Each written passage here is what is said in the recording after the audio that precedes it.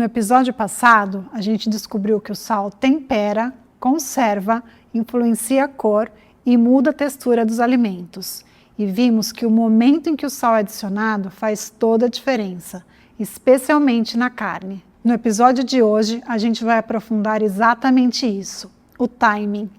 Quando adicionar o sal em cada preparo e porque a hora certa muda completamente o resultado. E vai ter tabela, porque esse é o tipo de conteúdo que você vai querer salvar. Começando pela dúvida mais comum na hora de cozinhar macarrão ou vegetais. Quando devo colocar o sal? Antes ou depois da água ferver? A resposta é depois de ferver, mas antes de colocar o alimento. E o motivo é prático.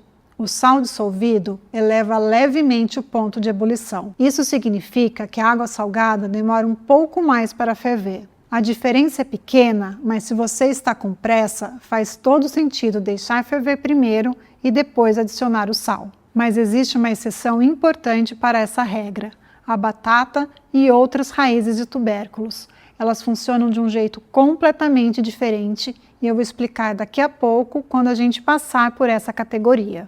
Agora vamos olhar categoria por categoria. Para o macarrão, sal depois de ferver e antes de colocar a massa. A quantidade deve ser generosa.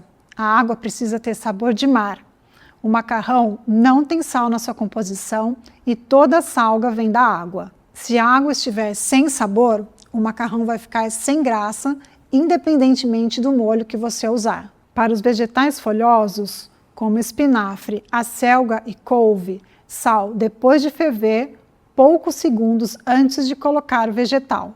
Nesse caso, o cozimento é muito rápido, às vezes menos de 1 minuto, então o sal já precisa estar dissolvido na água quando o alimento entrar. Para os vegetais macios, como brócolis, couve-flor, vagem e abobrinha, sal depois de ferver, antes de colocar. Como o tempo de cozimento é um pouco maior do que os vegetais folhosos, o alimento tem mais tempo de absorver o sal da água. Por isso, a quantidade pode ser um pouco mais generosa. Para raízes e tubérculos como batata, mandioquinha, batata doce, cará, inhame, cenoura e beterraba, aqui está a exceção que eu já adiantei lá no começo. Eles entram na água fria com sal antes de ligar o fogo. E o motivo é técnico. Raízes e tubérculos são alimentos mais densos e precisam de um aquecimento gradual e uniforme. Se você joga eles direto na água fervendo, o lado de fora cozinha rápido demais e começa a desmanchar, enquanto o interior ainda está cru. Começando na água fria, o calor sobe junto com o alimento. O cozimento acontece de forma homogênea, de fora para dentro, sem choque térmico. E mais, ao começar na água fria já salgada, o sal tem tempo de penetrar desde o início do cozimento, temperando o alimento por inteiro, não só na superfície. Isso vale para todas as raízes de tubérculos, da batata cozida do purê até a beterraba da salada. Para os grãos, como feijão, lentilha e grão de bico, aqui a regra é o oposto de tudo que já vimos até agora. O sal deve ser adicionado somente após o cozimento ou no final. O motivo é que o sal endurece a casca dos grãos no início do cozimento, dificultando a entrada de água e aumentando significativamente o tempo necessário para amaciá-los. Agora o segundo bloco, a carne. No episódio passado, a gente viu que o sal age na carne por osmose, o movimento da água em direção ao sal. Aqui, vamos ver quanto tempo esse processo precisa para acontecer por completo. Existem basicamente 3 janelas de tempo para salgar a carne, e cada um produz um resultado diferente, porque cada um pega a osmose em um estágio diferente. E olha só como fica claro quando a gente organiza assim numa tabela. A primeira janela é imediatamente antes de cozinhar, até 5 minutos antes. Nesse momento, o sal ainda está por cima da carne. Ele não começou a puxar o líquido para fora. Então, não houve tempo para a osmose acontecer. O resultado é uma crosta saborosa na superfície, mas o interior da carne fica sem tempero.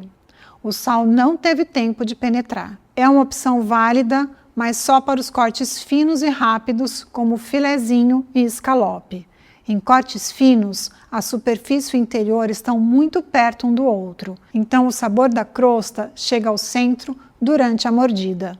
E aqui entra um detalhe que faz diferença. A temperatura ambiente acelera a osmose. Isso significa que salgar a carne fora da geladeira é mais eficiente do que salgar direto da geladeira. Se você esqueceu de salgar a carne com antecedência, tire a carne da geladeira, salgue e deixe descansar enquanto o forno pré-aquece ou a frigideira esquenta. Você aproveita o calor ambiente a seu favor. A segunda janela é entre 5 e 45 minutos antes. Essa é a zona de perigo e a explicação está exatamente na osmose. Lembra que no episódio passado eu falei que o processo acontece em 2 etapas? Na primeira etapa, o sal puxa o líquido de dentro da carne para fora. Esse líquido fica na superfície e dissolve o sal, formando uma pequena salmoura natural. Na segunda etapa, essa salmoura é reabsorvida, levando o sal de volta para dentro da carne. A zona de perigo é o intervalo entre essas 2 etapas, entre 5 e 45 minutos. A primeira etapa já aconteceu, o líquido saiu, mas a segunda ainda não aconteceu e o líquido não foi reabsorvido. Se você cozinhar a carne nesse momento, ela vai para a frigideira úmida por fora, mas com menos suco por dentro. O resultado é uma carne ressecada, sem uma boa formação de crosta e ainda mal temperada. Evite esse intervalo. E a terceira janela é de 45 minutos ou mais antes de cozinhar. Aqui o processo de 2 etapas já aconteceu por completo. Aqui o líquido já saiu, dissolveu o sal e foi reabsorvido pela carne. Agora o sal está dentro da carne, distribuído por toda a peça, não só na superfície. O resultado é completamente diferente.